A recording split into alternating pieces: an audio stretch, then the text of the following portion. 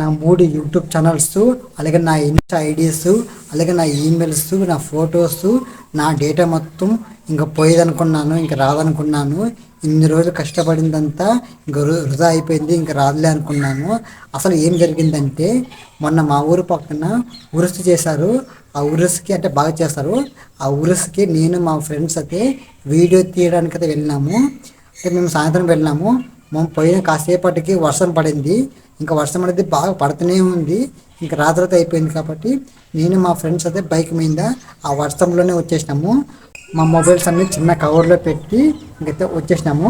ఇంకా వర్షంలో అంటే అక్కడి నుంచి రావడానికి 1 అవర్ పట్టింది, అంటే గంట పట్టింది, అంటే దగ్గరే. కానీ వర్షం కాబట్టి రాత్రిపూట నిదానంగా అయితే వచ్చేసినాము. ఇంకా వర్షంలోనే వస్తున్నాం కానీ ఇంకా వర్షంకి వాటర్ అనేది నా మొబైల్లోకి అయితే వెళ్ళిపోయినాయి.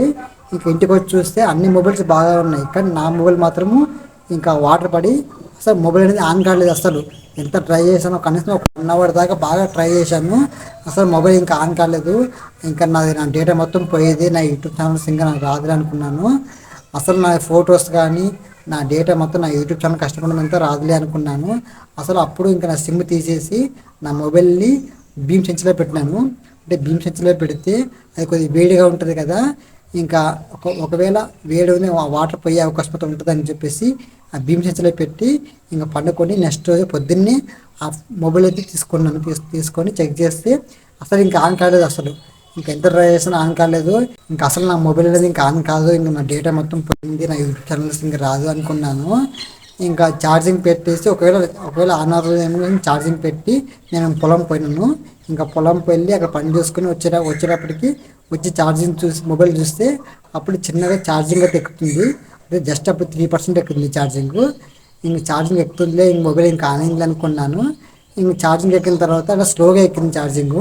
ఇంక చాలాసేపటికి ఎక్కిన తర్వాత మొబైల్ తీసుకొని ఇంకా అంటే మొబైల్ చూసాను, చెక్ చేసినాను, అంతా చూసినాను, నా అన్నీ అట్లే ఉన్నాయి. ఇంకా చూస్తూ ఉండగా ఆటోమేటిక్గా నా మొబైల్ అనేది ఇంకా స్ట్రక్ అయిపోయింది. అంతా ఇంకా లోపల వాటర్ ఉన్నాయి కాబట్టి అది మనకు లోపల అనేది అంతా చిన్న గీతతో పడినాయి, అంటే లోపల డిస్ప్లే అంతా పోయినట్టు అంతా పోయిందండి. ఇంకా అంటే పోతూ వస్తుంది అనమాట.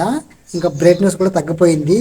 అసలు ఇంకేమిటి అవుతుంది అని చెప్పేసి ఇంకా చూసినాను, అసలు ఇంకా రాలేదు.